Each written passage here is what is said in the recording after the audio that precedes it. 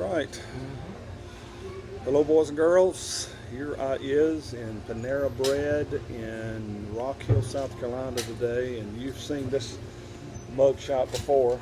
Matter of fact, Larry, I think you and I were sitting right in this same Panera Bread, and I've done one of these videos. But when I meet with people, I like to pick the brain. I always learn. You're always one idea away from the next level, relationship away. And Larry and I go way back, and they call him Coach around here.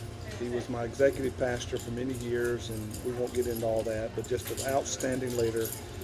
And I've got a specific reason I want to talk with Larry today. Let me set it up this way, guys and gals. In my new line of work, I've been a pastor all my life, or all my adult life, and so I focused on how to be sensitive to help one church and the people of that church. Now, obviously, as an overseer, I have to think in terms of multiple churches.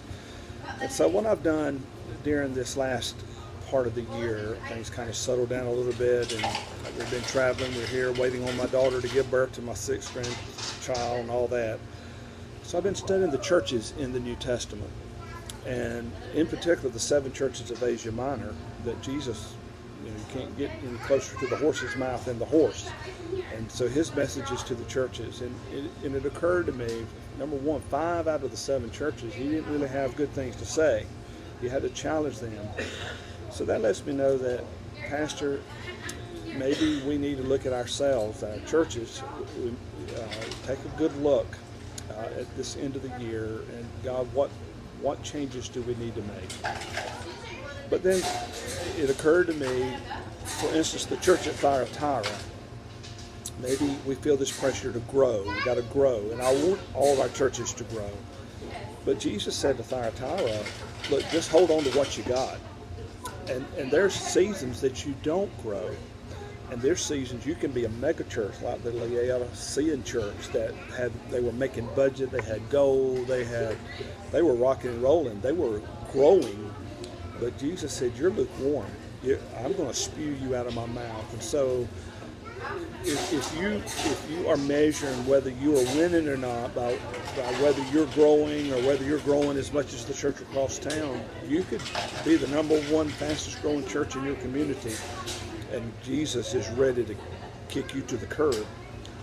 And so my focus in 2020, pastors, is not so much is your church growing, but the one thing I know that you and I both need to do is that you need to grow.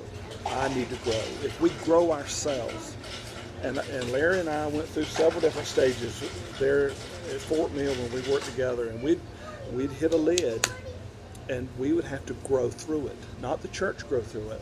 We would have to grow through it. And so at this end of the year, I want to challenge us all to be intentional about growing ourselves. And that segues into Coach Larry Niven. Larry is a great leader of men, a great coach.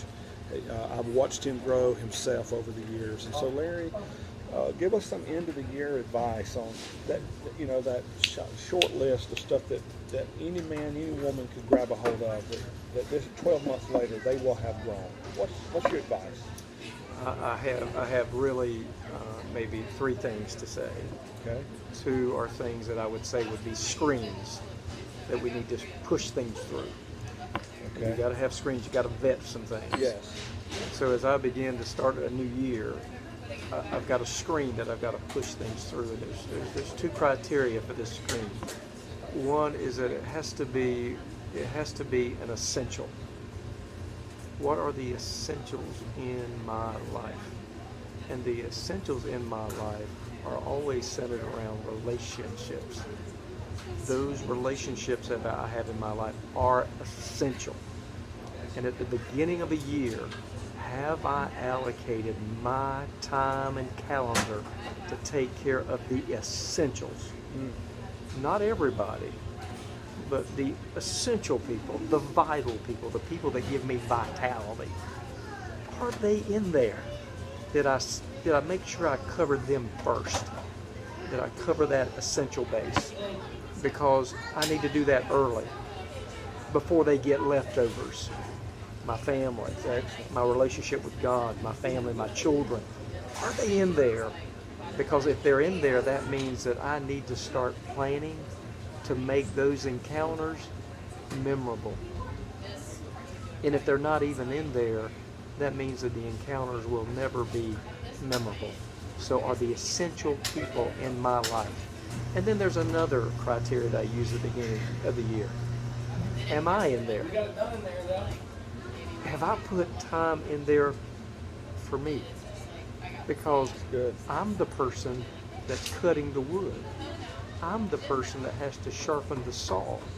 Did I put anything in there for me next year to spend time investing in me? Because if I ever get to the point that I didn't allocate time for me, the saw gets dull. I stop doing things that are meaningful, and I start doing things that are really hard and somewhat difficult to do, and I wound up not loving it. And when I finally get there, if I haven't planned the essential people in my life, and I haven't planned for myself, then there's a good possibility I've got things in my life that I don't love. And if there's things in my life I don't love, I've set myself up for failure before I've ever started the year. So I would say, if you're going to do anything in the beginning of the year, make sure you've included all the essential people in your life that love you and that you love. Good. And then make sure you've included time for yourself, because you've got to keep loving yourself and loving what you're doing. And if you'll do those things, you'll find it's easier to love a stranger, Yeah. to love somebody else, because you're taking care of the basics up front, and all the rest, God just sort of brings into your life day by day. So I would say that if there's any advice I would do right now, at the beginning of the year, make sure the essential things are already on the schedule, and then go maybe one step further. Make sure you're there. Let's start planning it. Let's just don't put them on the calendar and say, well, another birthday's coming for my wife. Why don't I go ahead and start planning that to be a memorable birthday for my wife, a memorable moment with my son, a memorable moment with that friend of mine. Why don't I start trying to make it something memorable? And I believe I'll fall in love with life once again, and I think I'll start falling in love with people once again. So that would be my advice. I like it. Let's try this on. Tell me what you think about this. And once you do that, I think those two screens could also work. Then you take them over into the church. I'm thinking of in the church world, but if we were running Panera Bread, I think it would work. And I would remind myself, as a pastor, that there's rent paying things that you have to do. And I remember, you might remember this occasion, but I had one of my board members. You get a certain level of success and you start getting invitations and in the community and in the state, and then I began to travel, and I was going on missions trips, as good as that is. But one of my board members kind of pulled my chain one day and said, "Pastor, you're never here." And it was a wake-up call to me. I was traveling so much. But there's certain rent-paying essential things in your church that have to be done. And if you don't do those well, that's right. And then thinking about including yourself, this was one of my little expressions. You've heard me say this, but I would be working so hard for the people that I would not have people in my life. That's right. And so I would find myself standing on the front row, and I was waiting for the worship to get through so I could get my sermon done. It was just another thing to check off. And I had to be a worshiper. That's right. I had to show up to events. I had to include myself in the picture. If I didn't, I'd get distant. And at the end of the day, all pastoring is being with people, loving people. Does that make sense? I think those screens could work not only in our personal life, but in the church. David, we're called to love each other. We're called to love the Lord with all of our heart, soul, mind, and strength. We're called to love our neighbor as ourselves. If we don't get that right, then we're not going to get anything right beyond that. But I do think as we start with that screen, it makes the other choices so much easier. It helps you then make decisions on why you're going to be a great pastor, Why are you going to be a great leader? Because people are counting on you. People are looking at you for leadership and guidance. And the reason you're going to do that is because you love them. Yes. Not because you're a positional leader.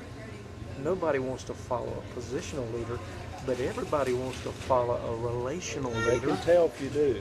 And they can Don't tell take whether long. you love them or not. Yeah. And so those screens will help you keep the main thing, which is loving people. And I think it also leads you to the point that it helps you make decisions better. When you're facing decisions on what I should do in the coming year and what's the criteria, well, if I'm loving people, then the number one question I always ask before I do something, do I really care about this person? Do I genuinely care about this person? And if I don't genuinely care about you, then chances are I'm not going to do this with the right motive. Another question I ask, is this consistent with who I am? Is this, do I feel convicted about doing this? I start going through this series of questions and comes out from behind people that I care about. It leads me to ask other questions about, is this consistent? Am I concerned about community? Am I making a good decision here about community? Well, when I love people, it's pretty easy to do that. And so it just sort of builds on the other things that have to happen in our life. But I find out I ask that question a lot now. Do I really care about this person? And this is why I'm doing this. And as a minister, as a pastor, the reason you get up with conviction on Sunday is because you care about those people. Yes. You're fighting for them. You're fighting for them. You love them. It's not because they're giving you a paycheck. It's not because they showed up. If that's the case, then it's positional leadership. No, I care about these people, so I'm prepared. I care about these people, so I give my best. And from that, it no longer begins to shift of being something that's laborious. It becomes something that's joyful. And I think that it begins at the beginning of the year. What's essential for me next year? And am I planning? Am I planning to go ahead and make sure they're included in my life? So one thing builds on another. Well, and I don't want to prolong this, but as I think about this, Larry, more and more things kind of spin in my head here. But that screen are the people that matter the most. As I run, are they in the picture? Yep. And guys, you know, the 11th commandment, Jesus said, "By this shall all men know you're my disciples, that you love one another." And Larry, I have seen well-intended pastors, that made drastic changes in their church because they were interested in trying to reach people in the community and the people that matter the most, the ones that are on the pew, the ones that love them, pray for them, pay the bills. They're not in the picture. They get forgotten. Right. And all the things that we're doing, let's don't forget the people that matter, the people that are already there, that love us and to support us. And it's their church. We're there to serve them. They are essential. They are the essential ones. They are are they essential. in the picture? Absolutely. And then not just have them on your calendar, like you're talking about your family, but then start planning something memorable. Oh yeah. And this is my little, I don't really like the movie, it's not that much, but a bucket list has become a part of the nomenclature of our culture. That's on my bucket list. So I don't recommend the movie necessarily. But I had this little saying, is that make every Sunday a bucket list Sunday for somebody. That's good. And if you do that every Sunday's not going to be a knocking out of the park, but if you can come up with ways that people in your church, somebody in that church, there's something that's going to happen that's going to make it a bucket list day for them. You keep stringing those days together, and a lot of good things will happen. That is good. That is good. But we could go on and on. But that's very good. That's good. That's what I like about Niven's. He gives us principles, those screens, those templates that you run everything through. And the outcome may look a little different in different places. But if you practice those three things are the people that matter in this that I'm thinking about. And is it going to be memorable for them? Is it not just going to be an event, but is it going to be a bucket list, something for them? Are you really fighting for them? Right. And then, am I in it? That's correct. Am I vested? Is this my church as well? So good stuff, Larry. Wish you the best. Good teacher. Well, I don't know, but Good anyway, God bless all of you, and we'll see you around the bend. Let's God keep bless you. running the wind.